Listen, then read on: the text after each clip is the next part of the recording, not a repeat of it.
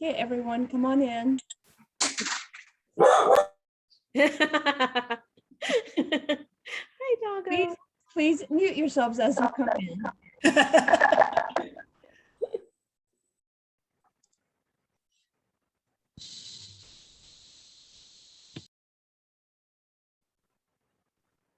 We are recording this evening. If you don't want your image recorded, just leave your camera turned off.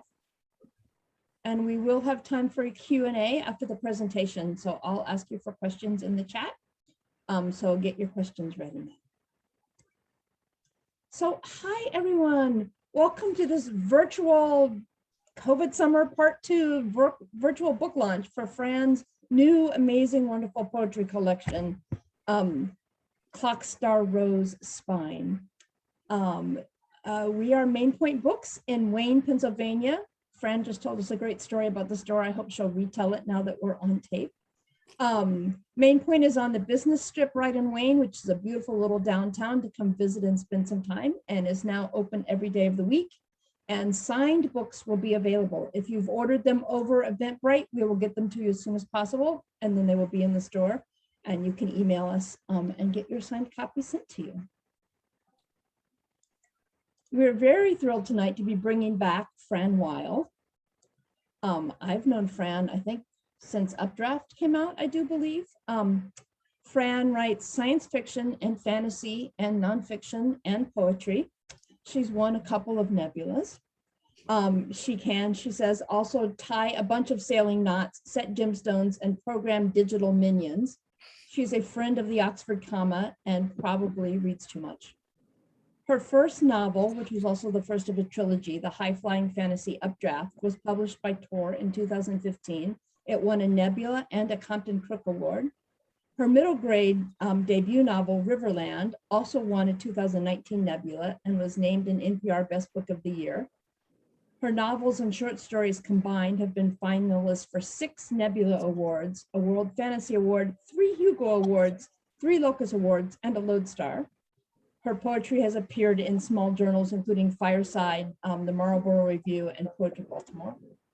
Fran holds an MFA in poetry and an MA in information architecture and interaction design. She now directs the genre fiction MFA concentration at Western Colorado University and has served as a judge on panels for other authors for the Endeavor Award and the Andre Norton jury. And Kat is joined tonight by her friend, the author, Kat Howard. Hi, Kat, welcome. Hello. Kat is a writer of fantasy, sci-fi, and horror who lives and writes in New Hampshire. Her novella, The End of the Sentence, which was co-written, was one of NPR's Best Books of 2014. Her debut novel was a finalist for the Locust Award for Best First Novel. A book called An Unkindness of Magicians was named the Best Book of 2017 by NPR and won an Alex Award, which is an award for the best. One second, I'm having a camera issue. Thank you. The Alex Award was an award for books written for adults that are great for teens. She also was the writer for the first 18 issues of Books of Magic, part of the DC Comics Sandman expanded universe. Her next novel is coming soon. In the past, she's been a competitive fencer and a college professor. I think those two skills are somehow inherently intertwined. I've taught college. Fencing might have actually really helped me. And finally, the book that we're here to celebrate tonight is really beautiful. And I hope, Fran and Kat, that you'll show some of the color illustrations inside. It's called Clock Star Rose Spine. It's a 4-part kind of interactive poetry book, interactive in that the parts speak to each other as you go along. These are poems that have previously been published, along with a selection of new work that's never been published. The collection is illuminated with whimsical fountain pen illustrations, and there's a great note afterwards about different kinds of fountain pens, which you should definitely nerd out on and read.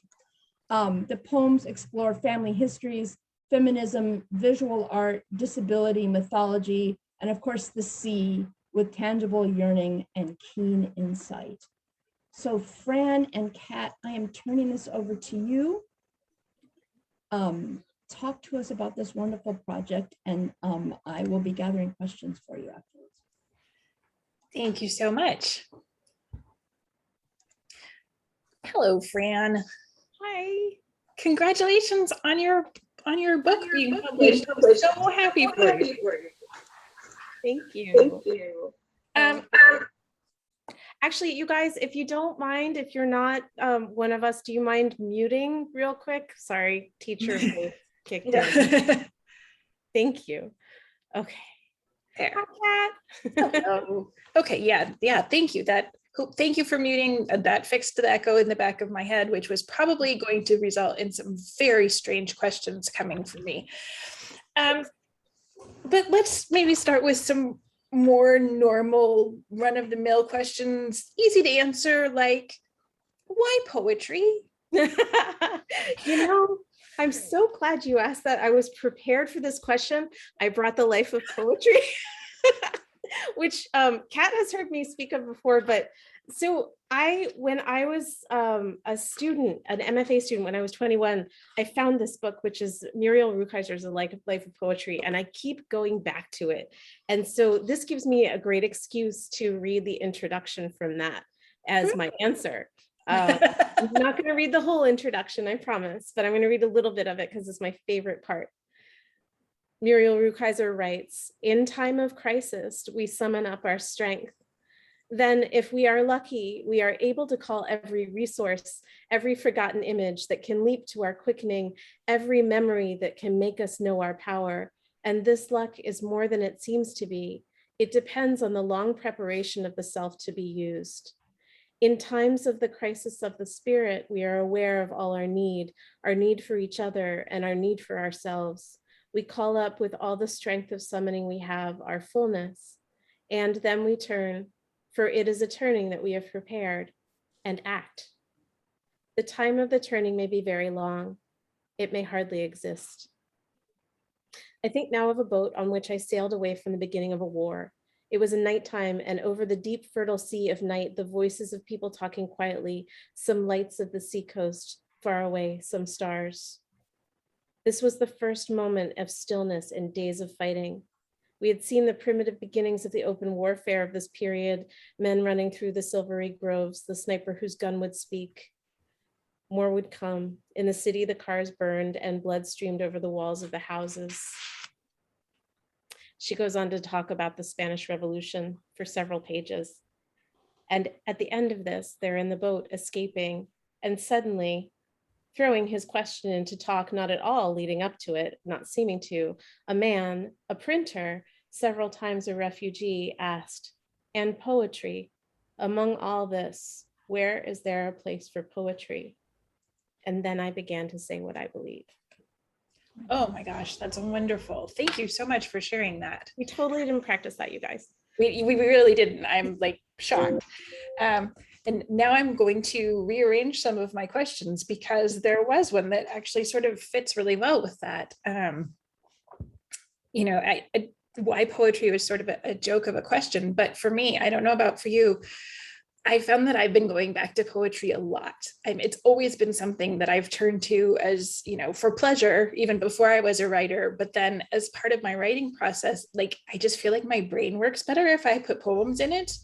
And so especially, I try and read a little bit every day, but especially if I'm feeling stuck or stopped, I make an effort to increase my poetry. But even more this past year and a half or so, I feel like on some days I can't even read fiction, I can't even think in fiction, but poetry still makes sense. And so I was wondering if that's something that you've been feeling as well, or if you could speak to any of that.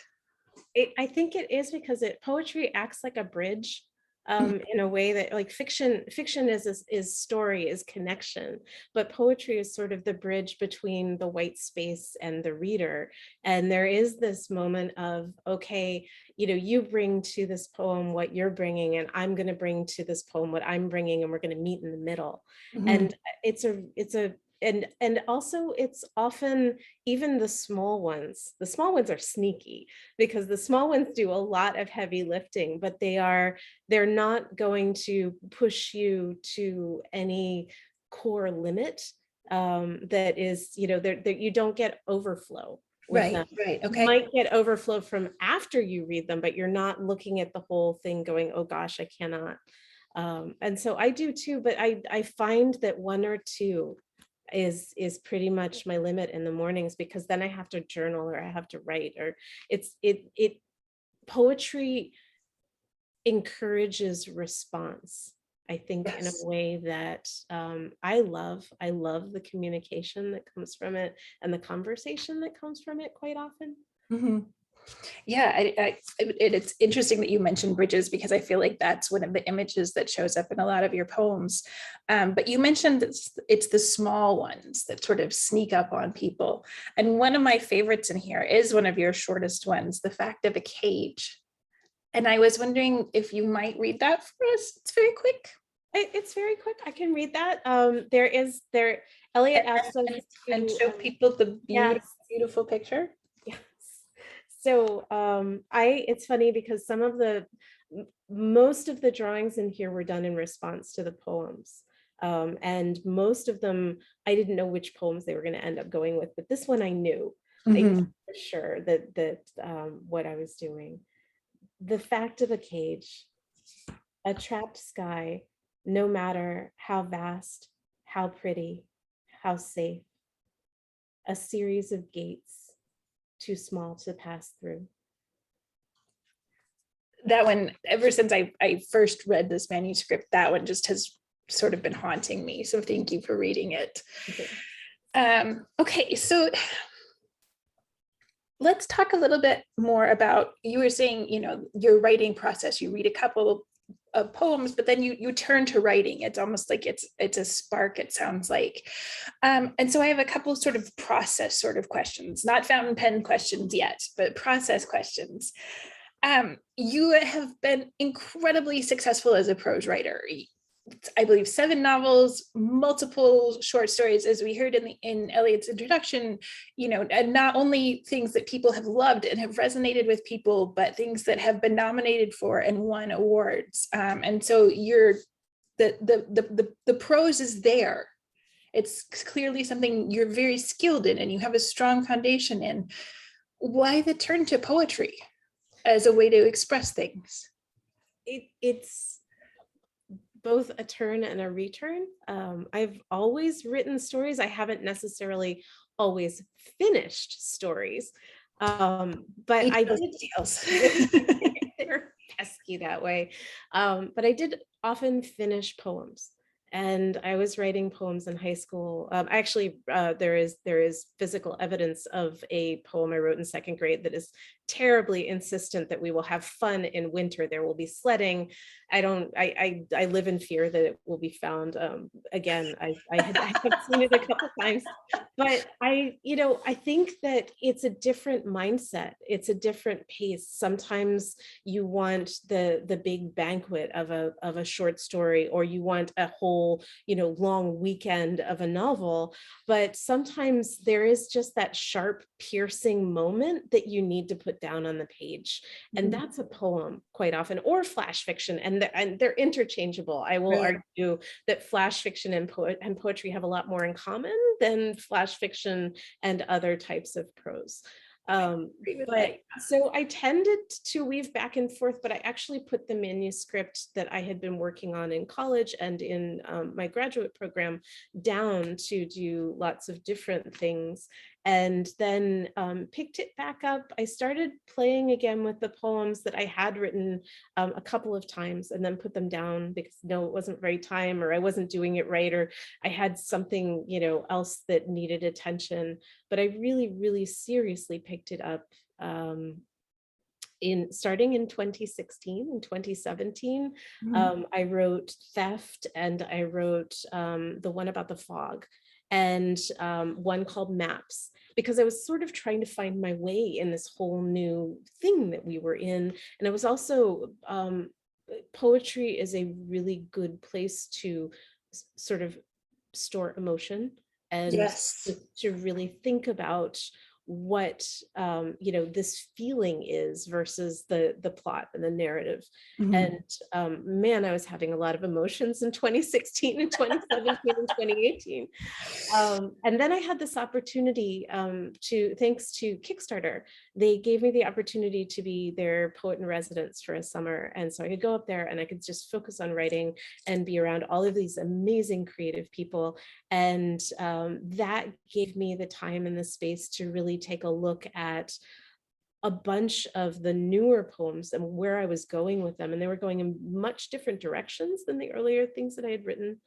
They were much more personal. They were much angrier in a lot of sometimes, or maybe not angry, because I've kind of had this hard relationship with anger for a long time, just that, and I explored it in Riverland, and I've looked at it from lots of different places, but strong feelings are really hard to put on the page. But I was doing this all of a sudden, and I wasn't quite sure where, but by 2019, early 2019, I had this jumble of poetry. And it was literally, here are 2 handfuls of poetry. What do I do now? And I called a friend for help, because sometimes you have so much to work with or to look at that you can't hear the sound of your own voice or your own rhythms anymore. Right. And so I called my friend Julia Rios, who started Strange Horizons and is possibly in the audience right now, and she's blushing. But I called her up and I said, "Can you please help me? Because I'm not quite sure what I'm doing here." And she sat down with me and sort of piece by piece unpacked the sounds and the meaning and what was still off the page versus what was on the page. And I'm so grateful to her for that. And then, by the time that I ended up talking to Christine Newleaf about this, and Christine is an extraordinary editor at Lanternfish, who was, sorry, Julia did not start Strange Horizons, but she and I met at a Strange Horizons party, and so that's the connection. Yes, okay. Can I continue? Good. Okay. I'm blushing now too. Touche, Julia Rios. So Christine, then we sat down and we looked at each poem, and we again looked at the punctuation and the sounds, and it really does take, that personal interaction with language and word that is all of our practice into the next level, to have especially poetry, because it is meant to be read aloud. It is meant to be experienced on the page in certain ways that sometimes it takes multiple people to think about. And it was such a brilliant, it was hard work, Christine. We were like, okay, we can't do anymore right now. We're exhausted. And then there, at some point, Christine looked at me and said, "Do you think you might want to draw for this?" And I said, "You're going to let me draw?" And then we were off to the races, because that just became such a vibrant part of the book too. And I'd love to hear about that. Actually, I know that you have drawn a lot on your own and things like that. Is this your first published illustrations? I believe so. I think I have done some illustrations for different people in different places. I definitely did a Kickstarter project called the Museum of Errant Critters, which is all about those the monsters that live inside writers' heads. And there's one in here because I got him in here because I love him. But the narwhal, there's a narwhal. The narwhal is so good. Narwhal is on Stormtide. It's right here. And that's actually from the Museum of Errant Critters. That's the Despair narwhal. And it just comes around every once in a while singing doom, doom, doom. And yeah, I love him. This is marvelous. I would love to hear not only what it was like illustrating this particular volume, but what role illustration plays in your thought process, in your creativity. I was, again, I did a lot of drawing and art as a teenager, and I have an amazing art teacher. We just got to see her watercolor exhibit about 6-7 months ago, right when everything was sort of opening back up again. And she wanted me to go to RISD or some art school, and I did not. I went to UVA instead to study poetry, actually. She has since forgiven me, but I have always drawn as a way to sort of take myself away from whatever I'm working on. And I'm sorry, what do you mean by that? By taking yourself away from what you're working on? I made myself a promise a long time ago that I could draw and not have to be good at it. And so that was the space that the pressure was off. Okay. And my expectations for myself in other places are rather high. And I tend to forget what I have done in the past. But with drawing, I can look back at my sketchbooks and I can say, oh, I did this silly thing, or it was a joke. I made errant critters and they were funny. But it's very much the act of moving pen across paper is very much a really conscious act for me. And I love working with fountain pens because then you can take water brushes and you can make them really make wobbly lines really beautiful. I've started doing a little bit more with paint and watercolor, but it's such a just something that you can do in a journal that you're already writing in, which I love, because then it's just there with you. And I've actually had to sort of retrain myself how to draw over the past couple of years, just because my fingers and my hands have gotten a little wonkier.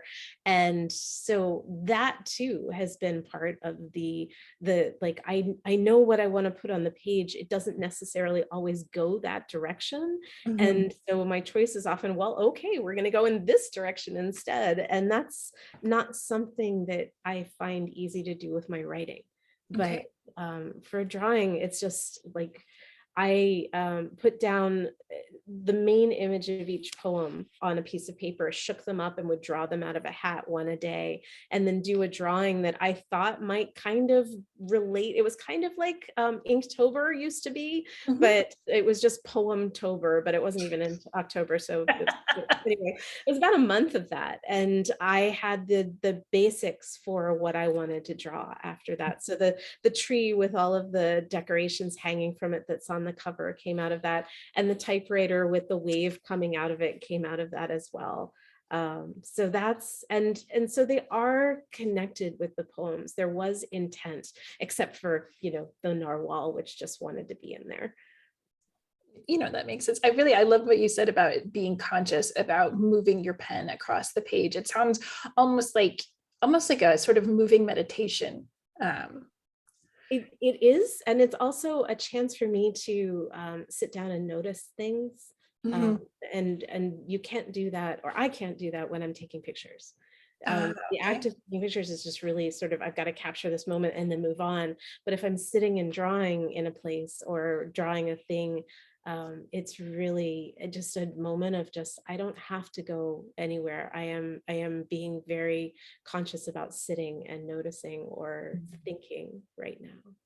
Well, and I think you also, the poems in the star section, in the second section of the book, it seemed to me that many of them, maybe even all of them in that section, are in dialogue with another piece of visual art or with another artist, or there's a lot of them that are particularly inspired by or other art forms, the act of sewing.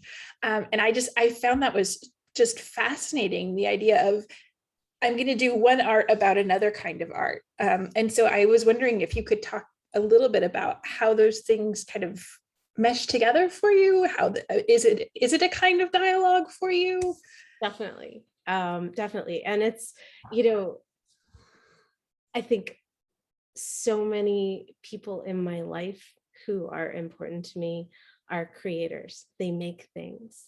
And it's not necessarily that they make things to be noticed or to go out and be bestsellers or get the show at the I'm going to misname whatever gallery is right. now important. They make things because they love to make things. And my grandmother was one of those people who sewed all of her clothes, sewed a lot of my clothes, and taught, she and my mother taught me how to sew. So that was, and yeah, I'm 4'10". There was not in the 80s any clothes that fit me without massive alterations. So knowing how to sew was kind of a necessity. But my daughter just, I didn't teach her. She went to a couple of classes on her own and has just picked it up. Like, it's amazing. And I had that, I had my daughter takes up sewing marked to read at some point, because I love the fact that it's a family kind of tradition. I call it a blood sport in the poem, but the fact that it's been handed down and transformed really means a lot to me. Well, I think now would be a great time to read that poem. Okay. So this poem also has an illustration, which I had no idea would work so well here, but I love it. It's just, it's a laundry line of different clothes, and there's a bird on there that is, if any of you are familiar with my habit of tweeting as the very loud bird that lives outside of my window, that was Loud Bird sitting on the line. So this is my daughter takes up sewing. I will not tell her how fabric is a family blood sport, thread and needle, guilt and gift, pin and cushion. I won't say how often I failed to love enough, the patterns I was allowed, or removed wrong stitches late at night. I don't mention the days before a dance spent waiting for a dress to be perfected, to be finished in time. I don't hint at how I wished for store-bought stability with all the love sewn in.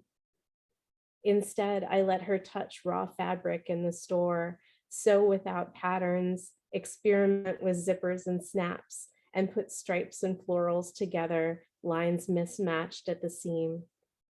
I will not tell her how sharp my focus drew on a gather, how each stitch had to be exact, how my grandmother sewed until her eyes went, and my mother stitched late at night, and sometimes waited until the last minute to start a gown, so I'd value each hand-sewn edge and know she loved me, her eyes red, a Band-Aid on her finger, at 3 o'clock on the morning of a dance, when I wake to a perfect dress hung on my mirror where there hadn't been one the night before. Instead, I tell my daughter she'll always have something to wear, to dance or to play in, that she can always buy or mend or make shapes from whole cloth that drape her in glee, spilling pins from the hem as she twirls. Thank you. Love that. Okay, I have to come out of poem spell now. One of the things that you mentioned earlier, that you see a pretty strong connection between writing poetry and writing flash fiction, very, very short stories. And I very much agree with that. One of the things that I noticed in this collection in your work is a lot of your poetry is speculative poetry. And by speculative, I mean poems that engage with the ideas of science fiction, fantasy, horror, anything that's just a little magical and wonderful and strange. And so I was wondering if you could talk about sort of why you turn to the speculative in general, but also specifically in your poetry. I feel like everybody has speculative elements in their poetry, if they're addressing, Greek myths, if they're addressing monsters, if they're, W.S. Merwin had turned to the poet Rita Dove at one point and he made a gesture and she said, "What are you doing?" And he said, "Don't you bow to the new moon?" I mean, this is just, it's endemic in our society. We are steeped in myth and legend.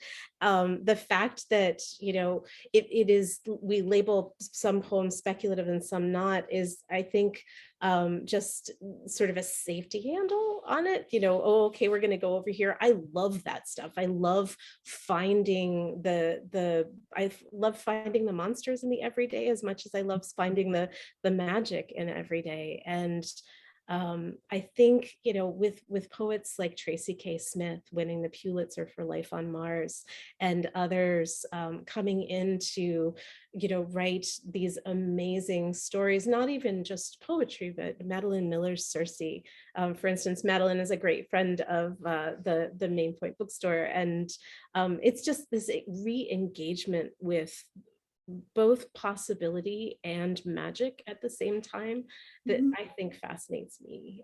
So that's why I do it. Also, I can't not, it turns out there's always kind of a strange, flick of the tail, or, a glitter over the hill, or somebody sewing something that is slightly, fourth dimensional. I think that's more about how I think, and possibly about, the first books that I picked up on my own in the bookstore, in the bookstore that was the original book, the bookstore before Main Point.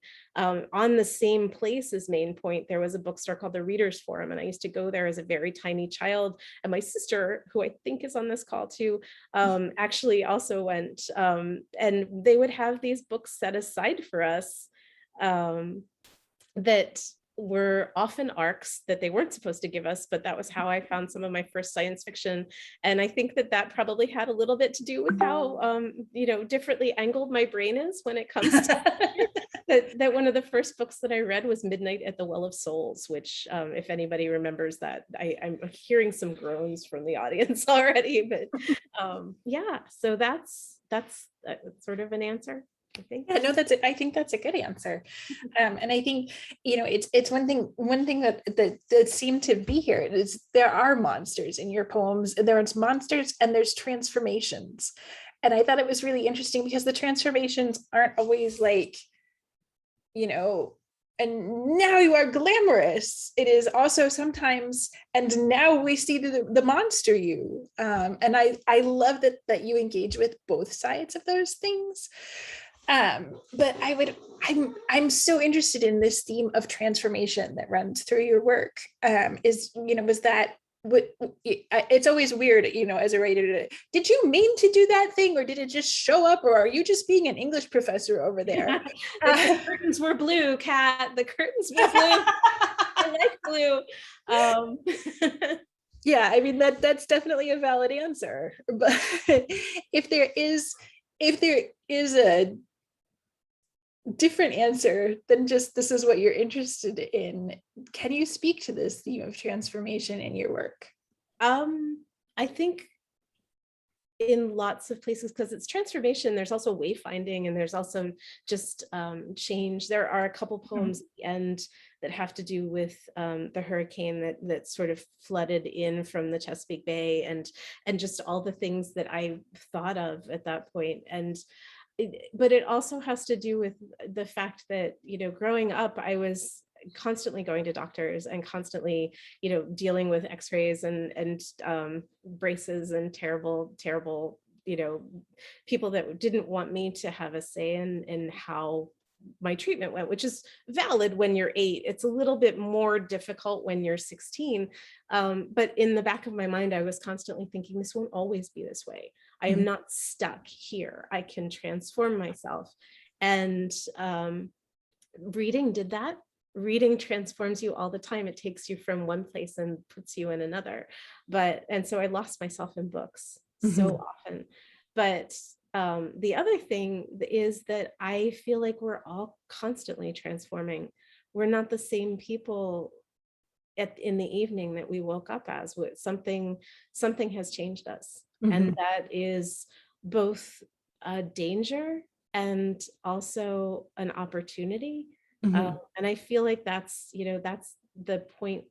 We always make decisions about who we're going to be next and how we're going to get there. And that might not always be a successful decision, but it is part of an ongoing transformation. And I feel like that's kind of our conversation with the monstrous as well.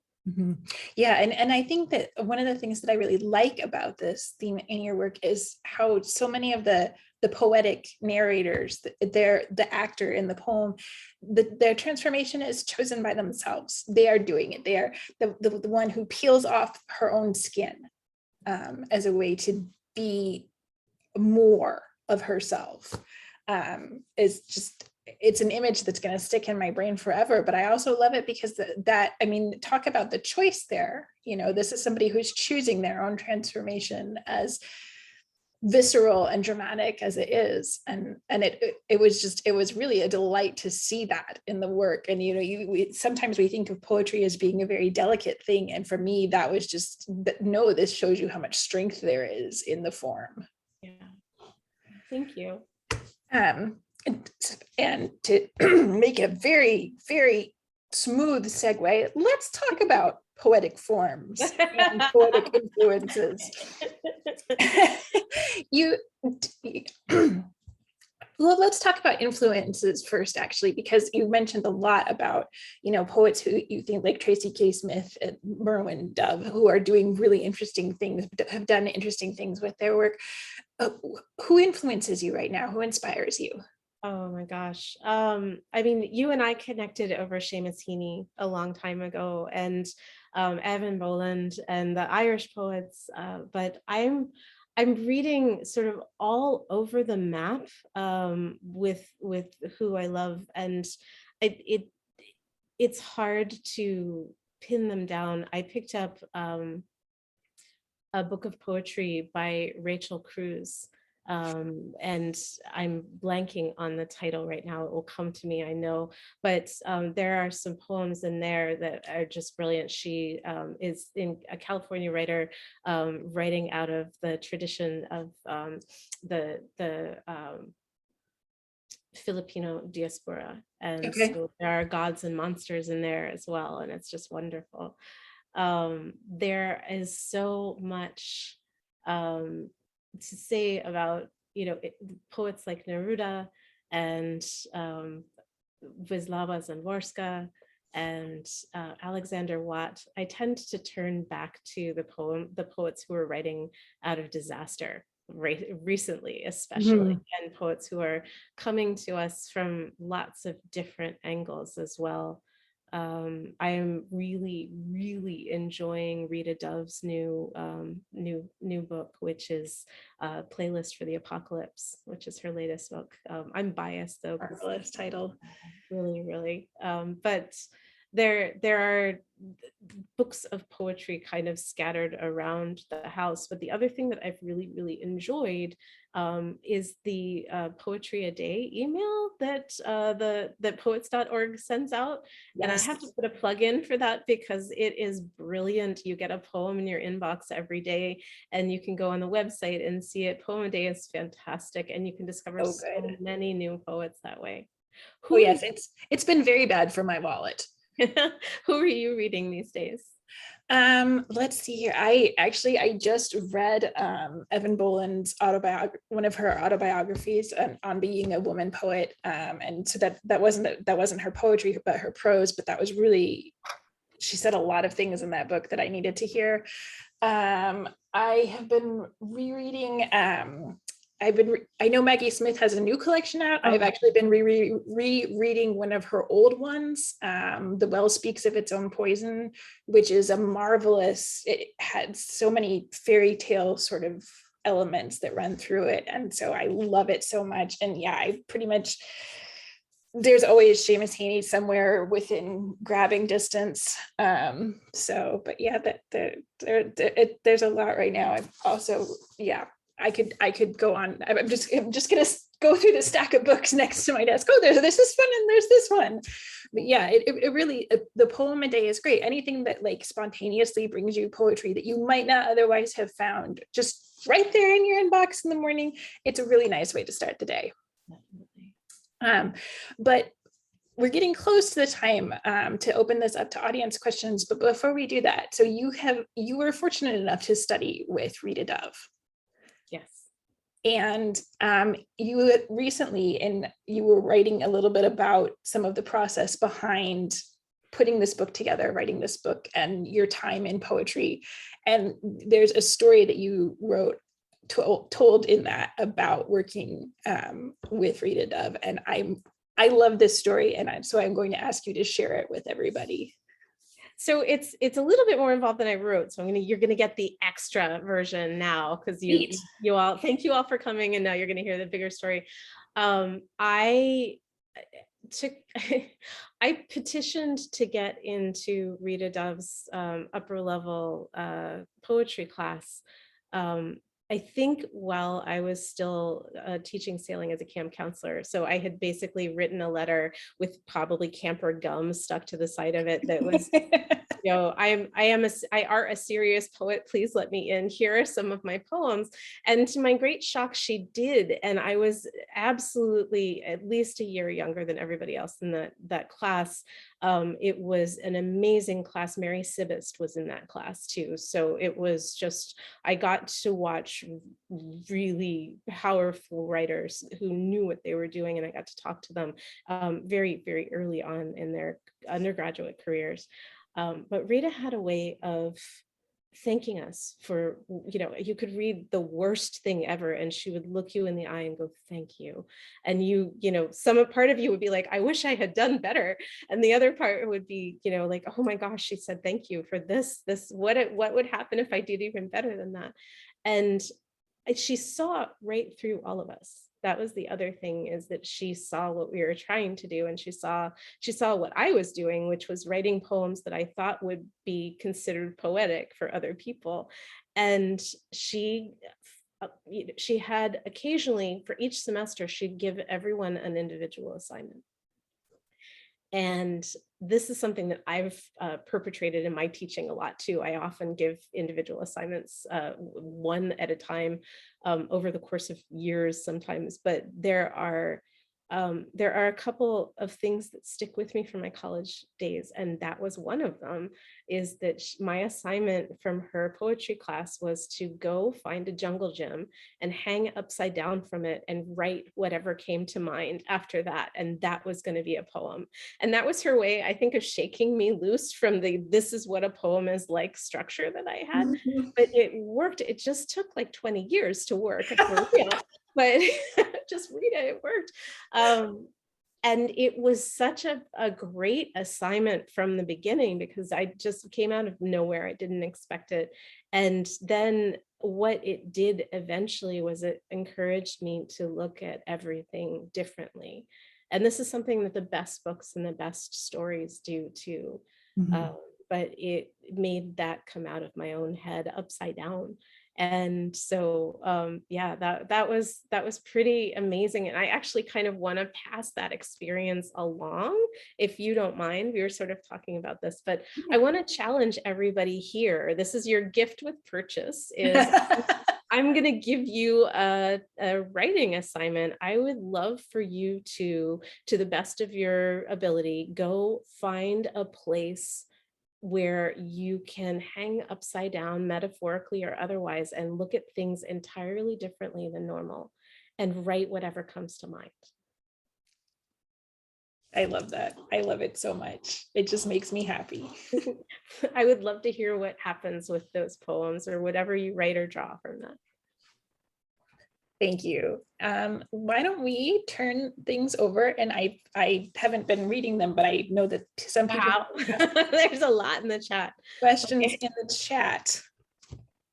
So the first question from Kathy is, do you know when a poem is finished, or is it something you are always tweaking?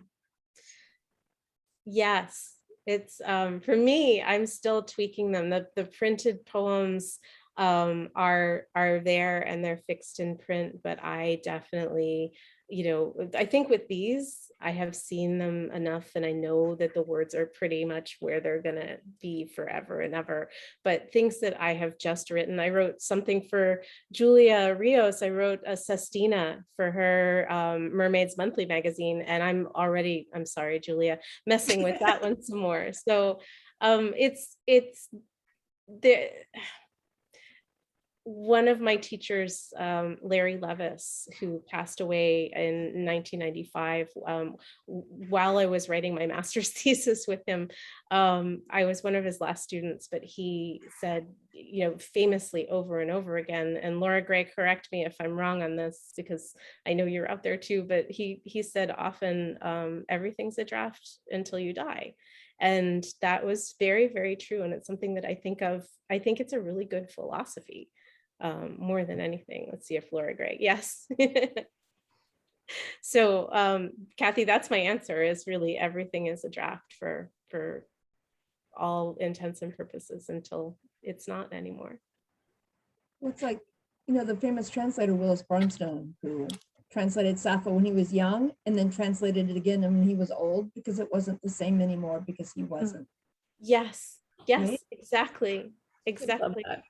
So the next question is, poetry is so personal in ways that sometimes fiction is not, especially if you're revealing your own monsters and transformations. How did you decide how to be vulnerable and how vulnerable to be for this book? And have you had to prep yourself in any way? So the preparation for being vulnerable was actually writing Riverland. And I pretty much, this is not an unknown thing. I pretty much fell apart after I wrote that and had to kind of put myself back together again. And so at that point, I was using poetry as a way to just be vulnerable in a lot of different forms. It's funny because when I got the final copy of this book and I was looking through it, I was like, wow, I was mad. Wow, that was really, and it is true. It's this there is emotion on the pages that is very personal and very vulnerable. And I think that poetry gives you permission to be that way, but not necessarily, at least for me. I don't like to write the kinds of poems that are, you know, this is what was done to me, so now I'm going to do this to you in verse. I don't go in that direction as much as I'm much more, you know, Selkie style, taking my skin off and saying, here, this is the whole me. And so it's you preparing to be vulnerable or deciding to be vulnerable is kind of a sliding scale, and some days it's easier and some days it's harder. The act of putting a book into the world multiple times also kind of prepares you with if there are children in the audience, cover your ears, with a sort of like, screw it, I'm gonna just go for it and hit send after a while, because there is nothing else that you can do besides be yourself, you know, flaws and all. And we are so occupied in this culture with trying to be perfect and making the perfect decisions, because otherwise, you know, everything will fall apart. And I think that one of the things I decided with this book was I was going to be imperfect, and I was going to be as there on the page as I could be. You know, which is a risk and utterly terrifying currently, sitting here right now. But yeah. And actually, I'm going to answer Elan's a great question. Rachel Cruz's book is called God's Will for Monsters. Yes, it is. Thank you, Elan. And you also see everyone in that Julia's posted a link to where you can see the Sistina. Yes. For that. Yeah, and there are, I love, we talked briefly, Kat, about form poems, and there, I love playing with form. I love a good sestina, just the obsessive compulsive. That's the first sestina I've written that I've published. I used to write a lot of revenge sestinas that no one will ever see, because I just sort of put all of my feelings into the repetition and then burn them. This is my favorite new fact about you, that you write revenge sestinas. I love this with my entire self. That was a lot easier than being publicly angry. And if you've tried to write a sestina, that's exactly how hard it is for me to be angry sometimes. I love villanelles.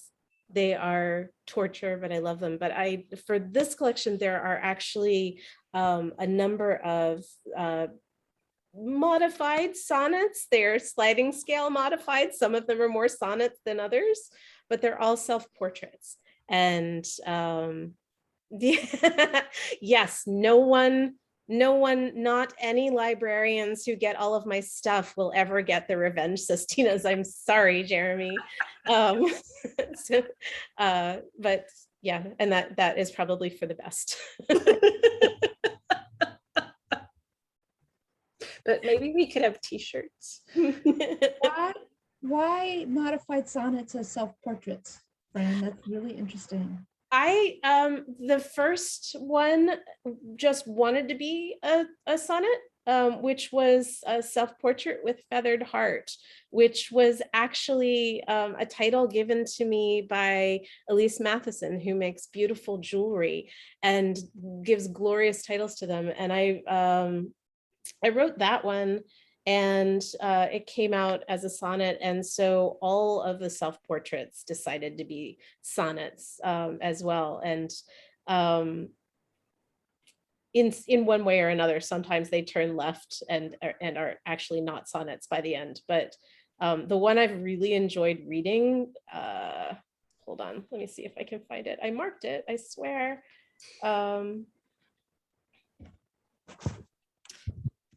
Is self-portrait edited out of photos, which it was something that it was like a found poem slash sonnet slash went with the form of the fact that there are self-portraits in each of the sections and they're all kind of in conversation with each other, was sort of the act of looking that I was seeing in a lot of the art collections that I was looking at. I walked through the Louise Bourgeois exhibit at the MoMA. I was looking at how Ed Weston used old photographs to patch his windows on his house. So just the fact that you see reflections of yourself through art, but also through everything else is always just part of it. But I think that with sonnets that force into form, that you are expected to do exactly this and then end on a concluding couplet or something. Resolution. Yes, and it must do the thing. I found myself really drawn to that as far as introspection poems go. So there's that. I can't find it now. Page And 46. think of Jerry Stern's American Sonnets collection, none of which are only 14 lines. That's, American sonnets, right? I would love to end the reading with two of those. And I can do Kat, I don't know if you've read them, but I was going to either do edited out of photos or self-portrait as luggage, and then self-portrait as Event Horizon. Yeah. You also read instructions for how to feel before we close.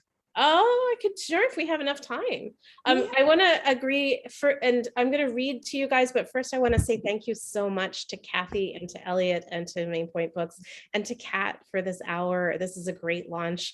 There are typewriter wave stickers for pre-orders. If you order the book from Main Point, you can get stickers.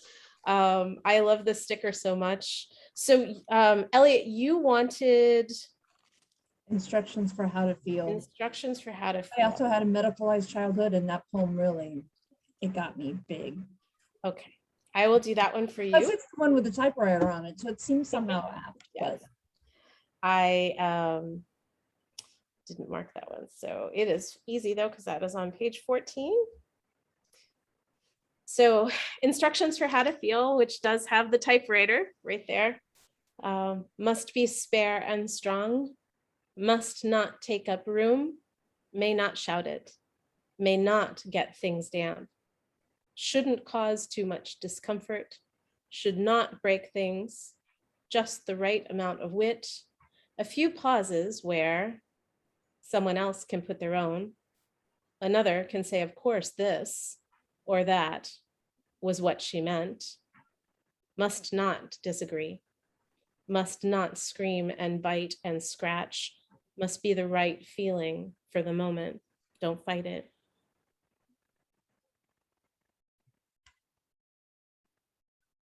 So I don't know if we have time for 3 self-portraits. That seems a little bit self-centered. So I could do one. Kat, you pick. Okay, if you want to read a self-portrait, I also loved your self-portrait edited out of photos. Okay.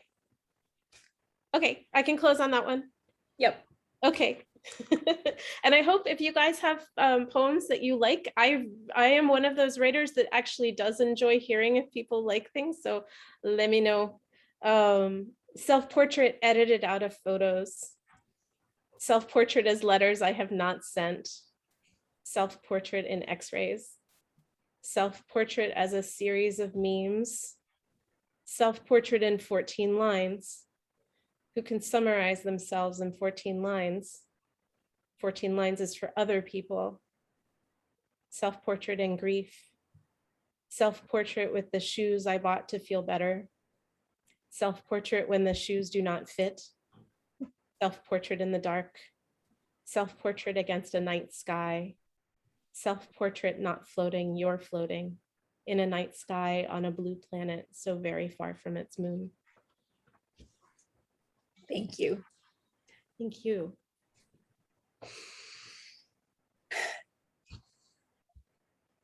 Fran and Kat, thank you both so much for zooming in and holding this space to celebrate this wonderful book. Thank you. Thank you so much for hosting. It means so much that Main Point was the first stop on this journey. Like I said, you guys are housed in my anchor place. So thank you. And everybody, thank you so much for coming. This was amazing. Oh my gosh, I'm seeing so many people.